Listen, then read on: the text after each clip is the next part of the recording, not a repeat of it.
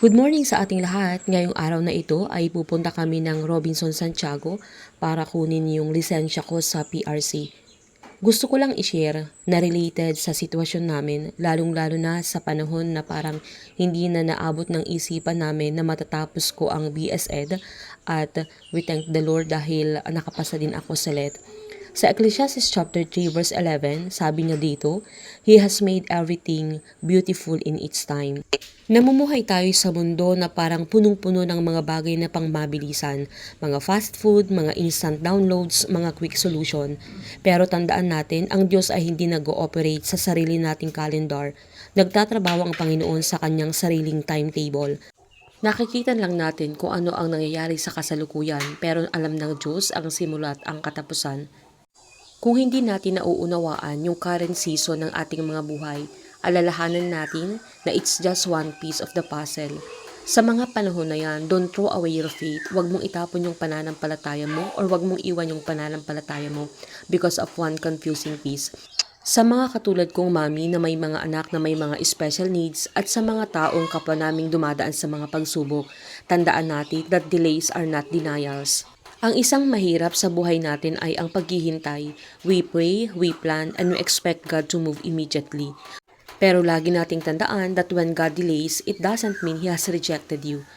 May mga delays sa ating mga buhay, hindi para sirain tayo ng Diyos, but to protect us, prepare us, and position us. Ito ang lagi nating tandaan, God delays to protect you from something you can see. God delays to prepare you for what He's about to give. And God delays to position you so that when the blessing comes, it will not destroy you but build you. Huwag tayong ma-confuse kapag hindi pa natin nakakita yung mga sagot sa ating mga panalangin. Dahil ang katotohanan, He is still working even in the waiting. Dahil kapag pinagpala tayo ng Diyos ay hindi rush, hindi temporary at hindi incomplete, pero ito ay lasting at perfect. At ang napakagandang isipin, hindi mananakaw ng iba yung blessing ng Diyos sa'yo. Ang blessing na ipagkakaloob ng Diyos sa atin ay walang sino mang makakakuha. Don't settle for shortcuts, wait for God's best dahil yan ang talagang para sa'yo. Every season in His hands is beautiful. Sabi ko nga hindi na sumagi sa isip ko nung nakapagtapos ako ng Bible School na matatapos ko pang isang degree at maipapasa ko sa LET.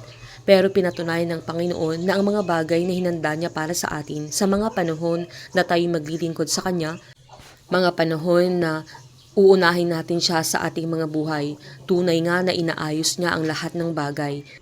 At lagi niyang pinapatunayan na totoo ang kanyang mga salita, mas mataas ang kanyang kaisipan kaysa sa atin at mas maganda ang kanyang mga plano kaysa sa ating mga plano. So instead of forcing things, trust the God who sees from beginning to end.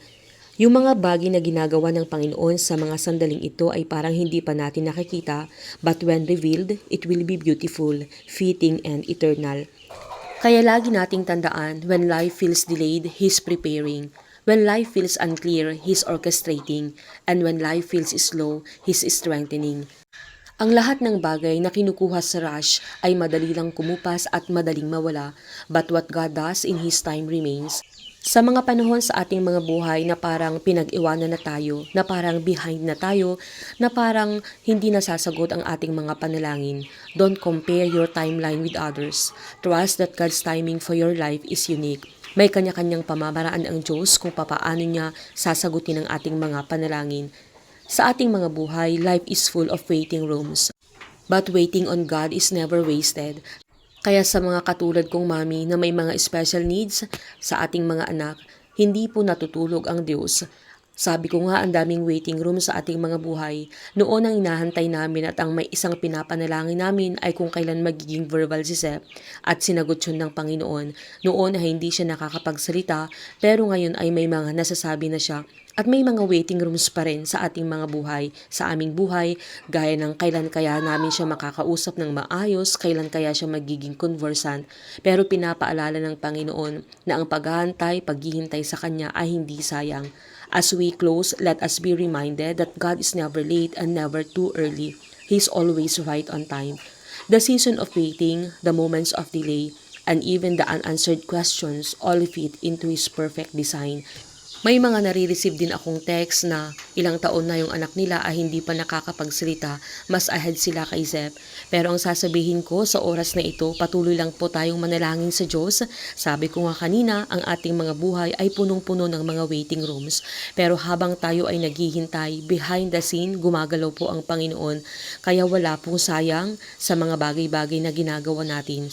Kumapit ka lang at huwag kang bumitaw. Hindi natin alam kung kailan sila magiging okay. Hindi natin alam kung kailan hindi na tayo makikipaghabulan sa kanila. Hindi natin alam kung kailan titigil yung mga tantrums. Hindi din natin alam kung kailan mag-i-stop yung mga meltdown nila. Pero sa mga panahon na to, gusto ko lang i-share sa atin or ibahagi. Take your heart.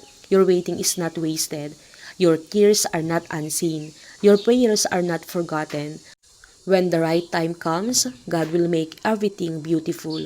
Kaya sabi ko nga, hindi po aksidente na tayo ang mga magulang ng ating mga anak, kundi pinaubaya sila ng Diyos sa ating mga kamay dahil alam niya na makakaya nating harapin ang ating mga problema.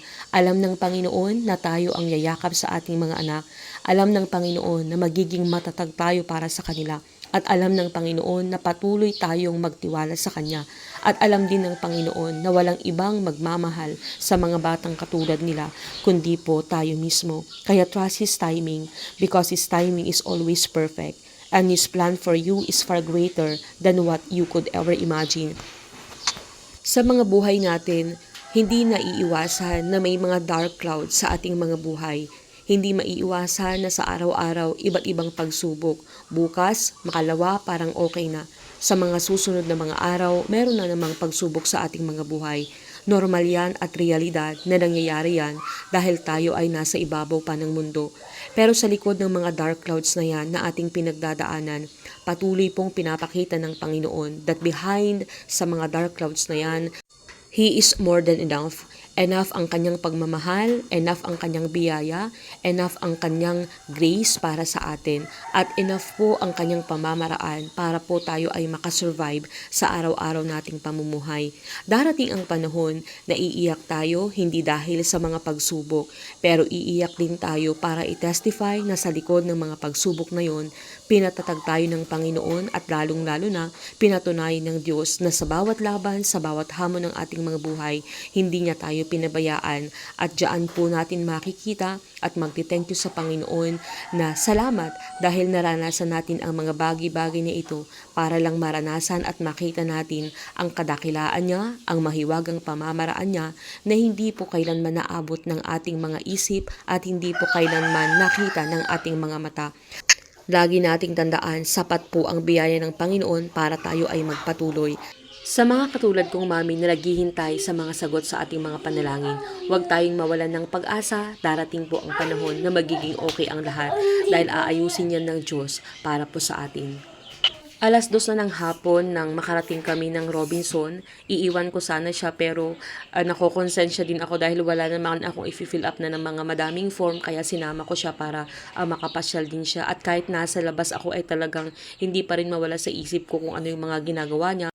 Kaya lagi ko siyang sinasama saan man ako magpunta, lalo na pag alam kong kaya kong i-manage yung mga gagawin ko or yung mga lakad ko na kahit kasama siya. So after naming pumunta ng PRC, pagkakuha namin ng license ko ay namasyal muna kami sa Robinson at nilaro ko siya.